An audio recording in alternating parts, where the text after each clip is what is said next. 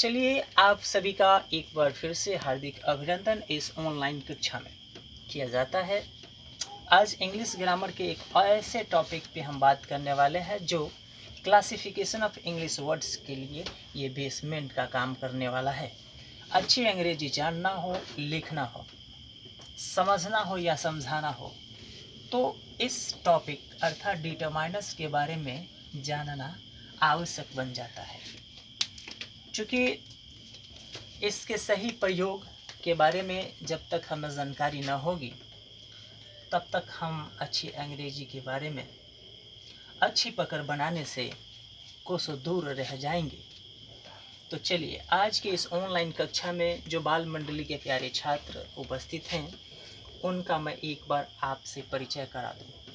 तो आज हमारे बाल मंडली के एक ही प्यारे छात्र शाहिद कुमार जी उपलब्ध हैं यहाँ इस ऑनलाइन कक्षा में, और कैमरामैन के रूप में सोम कुमार और तरुण जी अपना सहयोग दे रहे हैं। तो चलिए आज हम डिटरमाइनर्स की बात करते हैं।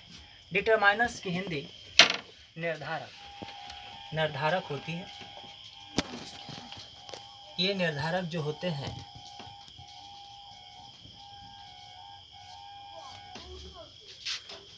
शब्दों के लिए उपयुक्त होते हैं, प्रयुक्त होते हैं। इनका हमारे अंग्रेजी ग्रामर में कुछ अपना एक खास महत्व है। तो क्लासिफिकेशन ऑफ डिटरमाइनर्स की जब हम बात करेंगे, चूँकि डिटरमाइनर्स कहते किसे हैं, ये किसके अंतर्गत आता है, तो आपको इससे पहले वाली वीडियो में बताया गया था कि डिटरमाइनर्स स्ट्रक्चर वर्ड के अंतर्गत आते हैं। कारण क्यों?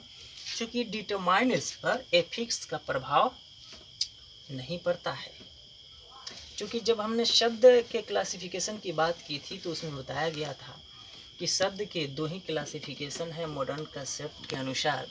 तो पहला कंसेप्ट आपका फॉर्म क्लासेस था, दूसरा स्ट्रक्चर वर्ड्स था।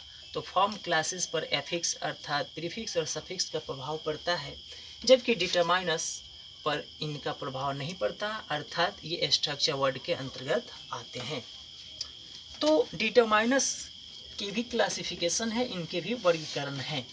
डिटरमाइनर्स में पहले पॉइंट इंक्लूड किए गए हैं वो है आर्टिकल्स। पहला पॉइंट क्या है? आर्टिकल्स है। आर्टिकल्स है। हाँ, और इस आर्टिकल्स में ए, एन और द को शामिल किया गया है। किसको शामिल किया है? एन और द को शामिल किया गया है। चलिए अब हम आर्टिकल्स की जब बात कर ही रहे हैं तो इसके वर्गीकरण की भी बात कर ले। तो आर्टिकल्स भी दो प्रकार के होते हैं। आर्टिकल्स कितने प्रकार के होते हैं? दो प्रकार के होते हैं। हाँ, तो पहला प्रकार है डिफिनिट आर्टिकल, दूसरा है इनडिफिनिट। पहला क्या है? डिफिनिट आर्टिकल है। Definite article. हाँ, और दूसरा है इनडिफिनिट आर्टिकल। दूसरा क्या है? इनडिफिनिट इनडिफिनिट आर्टिकल्स है। इनडिफिनिट आर्टिकल्स हैं। देखिए डिफिनिट आर्टिकल्स में द आते हैं, ठीक है। डिफिनिट में क्या आते हैं? द को शामिल किया गया है। और इनडिफिनिट में ए और एन को शामिल किया गया है। किसको शामिल किया गया है? ए और एन को शामिल किया गया है। चलिए डिटरमाइनर्स की जो दूसरे पॉइंट जो डिटरमाइनर्स के अंतर्गत रखे गए हैं वो है पॉजेसिव एडजेक्टिव। क्या है? पॉजेसिव एडजेक्टिव है, यानी कि संबंध कारक विशेषण है या अधिकारवाचक विशेषण है, ठीक है। अधिकारवाचक विशेषण इन्हें हम कहेंगे। देखिए तो पॉजेसिव एडजेक्टिव में my, your, our, his, her, it और दियर को शामिल किया गया है। क्योंकि आई का पॉजेसिव एडजेक्टिव माई होता है, यू का योर होता है, वी का आवर होता है, सी का हर होता है, ही का हिज होता है, इट का इट्स होता है और दे का दियर होता है। इसके अगले पॉइंट डिमॉन्स्ट्रेटिव एडजेक्टिव हैं, अर्थात इन्हें संकेत, हिंदी शब्दों में कहें तो इन्हें संकेतवाचक विशेषण कहते हैं। कौन सा विशेषण कहते हैं? संकेतवाचक विशेषण कहते हैं। और इसके अंतर्गत दिस, दैट, देज और दो जाते हैं। देज और दो जाते हैं। डेज और दो जाते हैं। हाँ, इसके अंतर्गत इन चार को शामिल किया गया है। इसके अगले जो पॉइंट्स हैं वो हैं डिस्ट्रीब्यूटिव एडजेक्टिव, अर्थात इन्हें हिंदी में व्यष्टिवाचक विशेषण कहते हैं। क्या कहते हैं? व्यष्टिवाचक विशेषण। और देखिए डिस्ट्रीब्यूटिव एडजेक्टिव के अंतर्गत ईच, एवरी, आइदर, नाइदर नाइडल और बोथ और बोट को शामिल किया गया है। और को शामिल किया गया है। चलिए अब अगले पॉइंट की हम बात करते हैं, adjective of number and quantity. Adjective of number and quantity. And quantity, हाँ, तो इसकी हिंदी होती है संख्या और मात्रावाचक विशेषण। क्या होगा? संख्या और मात्रावाचक विशेषण। इसके अंतर्गत कुछ एग्जाम्पल पेश किए गए हैं, जैसे 1 2 3 4 डॉट डॉट्स आ गए। 1 2 3 4 डॉट। हाँ, उसके बाद first, second, third, fourth, fifth, sixth, seven dot dot, ऐसी लंबी श्रृंखला आती रहेंगी इसके। उसके बाद twice, thrice, tetra, quaternary dot dot का ग्रुप आ रहा है। उसके बाद much, more, all, both, half, many, next, several, some, less, any, must, no, last, other, few, a few, the few, little, a little, the little, whole, enough इत्यादि को शामिल किया गया है। अब चलिए इसके अगले पॉइंट की हम बात करते हैं जो डिटरमाइनर्स के अंतर्गत रखे गए हैं। इसमें इंट्रोगेटिव एडजेक्टिव आते हैं। कौन से आते हैं? इंटेरोगेटिव एडजेक्टिव, अर्थात प्रश्नवाचक विशेषण। और इसके दौरान शामिल किया गया है व्हाट, विच और हुज को। किसे शामिल किया गया है? व्हाट, विच और हुज को शामिल किया गया है। चलिए अब इसके अगले जो पॉइंट हैं, इसमें सम फ्रेजेस हैं जो डिनोटिंग नंबर एंड क्वांटिटी, जो संख्या और मात्रा के बोधक होते हैं। तो उसके अंतर्गत जैसे प्लेंटी ऑफ, क्या है? Plenty of. चलिए प्लेंटी ऑफ की हिंदी होती है खूब, ज्यादा या बहुत। ठीक है, खूब या ज्यादा बहुत होती है। हाँ, उसके बाद a large number of, a large number of. हाँ, इसकी हिंदी होती है एक बड़ी संख्या में, चाहे बड़ी राशि होगी। एक बड़ी संख्या में एक राशि होगी। अब जैसे है ए स्मॉल अमाउंट ऑफ, ठीक है, ए स्मॉल अमाउंट ऑफ की हिंदी होती है थोड़ी मात्रा में। उसके बाद जो आए हैं a lot of, a lot of का मतलब होता है बहुत। ए लॉट ऑफ का मतलब होता है बहुत। बहुत, हाँ। उसके बाद ए ग्रेट डील ऑफ, हाँ, ए ग्रेट डील ऑफ, हाँ, तो इसकी हिंदी हो जाए एक बड़ा सौदा। एक बड़ा सौदा। हाँ, उसके बाद है ए गुड डील ऑफ, क्या है? एक गुड डील ऑफ। हाँ, इसका हिंदी होगा एक अच्छा सौदा। क्या होगा? एक अच्छा सौदा। हाँ हाँ। उसके बाद है लॉस्ट ऑफ, लॉस्ट ऑफ, हाँ, इसका हिंदी होता है बहुत सारे, मतलब बहुत सारे। उसके बाद है a large amount of, a large amount of, हाँ, यानी इसकी हिंदी हो जाएगी बड़ी मात्रा में। बड़ी मात्रा में। हाँ, इसकी हिंदी क्या हो जाएगी? बड़ी मात्रा में। बड़ी मात्रा में। चलिए अब हम बात करते हैं डिटरमाइनर्स पर। कुछ नोट्स आ रहे हैं। डिटरमाइनर्स पर क्या आ रहे हैं? नोट्स आ रहे हैं। तो पहला नोट्स क्या है? डिटरमाइनर्स को अराइवल ऑफ नाउन कहते हैं। क्या कहते हैं? अराइवल ऑफ नाउन, अर्थात नाउन यानी संज्ञा का सूचक कहते हैं। संज्ञा का सूचक कहते हैं। और डिटरमाइनर्स का सेंटेंस में जो प्रयोग होता है वो नाउन बिफोर, क्या है? नाउन बिफोर, अर्थात संज्ञा से पहले डिटरमाइनर्स आते हैं। संज्ञा से पहले डिटरमाइनर्स आते हैं। हाँ, संज्ञा से पहले डिटरमाइनर्स आते हैं।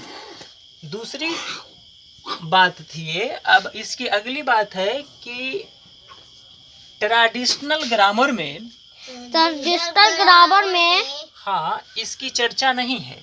इसकी चर्चा नहीं है। हाँ, किसकी चर्चा नहीं है? डिटरमाइनर्स की। डिटरमाइनर्स की ग्रामर में इसकी चर्चा नहीं है। नहीं है। हाँ, ट्रेडिशनल अर्थात पारंपरिक व्याकरण में डिटरमाइनर्स की कोई चर्चा नहीं, ठीक है। कोई चर्चा नहीं। हाँ, और इसको स्ट्रक्चर वर्ड के अंतर्गत रखा गया है। किसके अंतर्गत रखा गया है?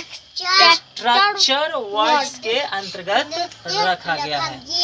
चलिए, अब नोट नंबर 2 चल रहा है, जिसमें एडजेक्टिव पे नोट होगा। एडजेक्टिव का ट्रेडिशनल ग्रामर में जिक्र किया गया है, ठीक है।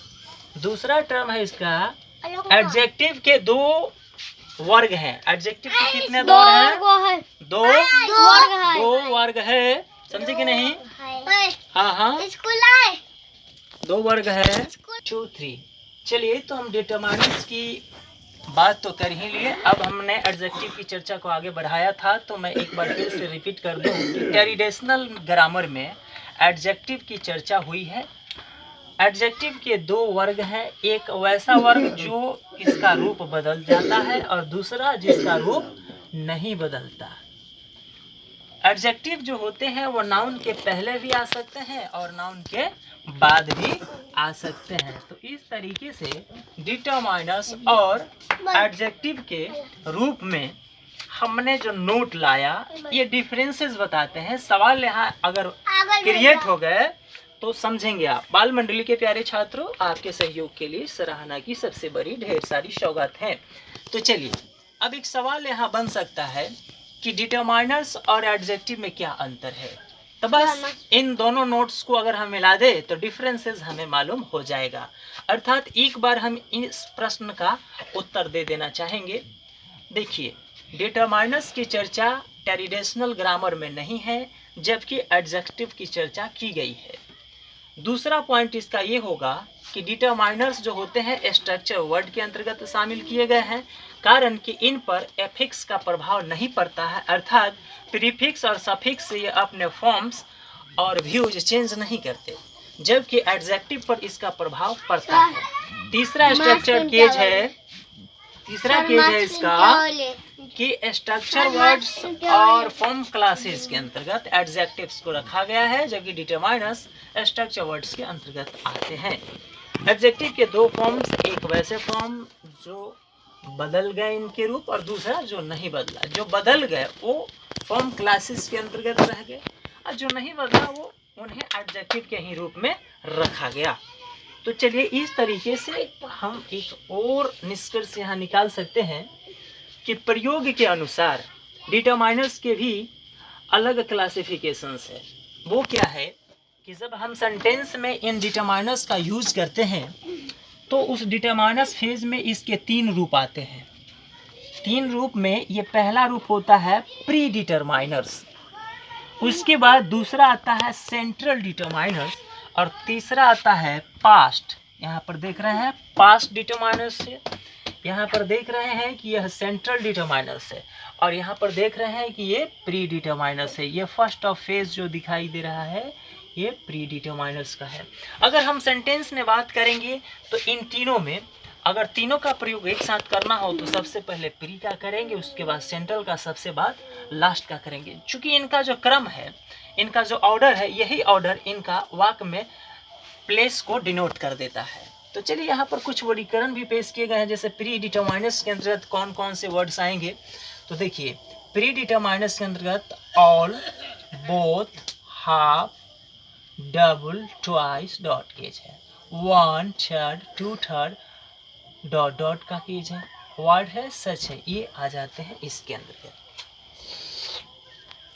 उसके बाद सेंट्रल डिटरमाइनर्स के अंतर्गत ए एंड द, अर्थात क्या है तो आर्टिकल्स आ जाएंगे।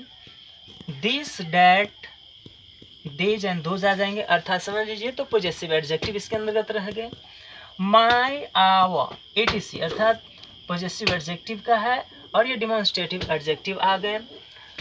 each, every, either, neither, अर्थात समझ लीजिए डिस्ट्रीब्यूटिव एडजेक्टिव आ गए।